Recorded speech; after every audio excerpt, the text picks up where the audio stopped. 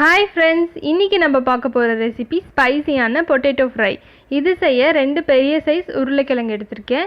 4 table spoon chilli chicken powder எடுத்திருக்கேன். இதில் தண்ணி ஊற்றி கட்டி இல்லாமல் இந்த மாதிரி கன்சிஸ்டன்சியில் கரைச்சி வச்சுக்கோங்க. நம்ம பொட்டேட்டோஸ் எல்லாம் தோலெல்லாம் ரிமூவ் பண்ணிவிட்டு இந்த மாதிரி நீளமாக க்யூப் ஷேப்பில் கட் பண்ணி வச்சுக்கோங்க. நம்ம கட் பண்ண பொட்டேட்டோஸ் எல்லாம் எண்ணெயில் போட்டு நல்லா கோல்டன் ப்ரௌனாக பொரிச்சு எடுத்துக்கோங்க.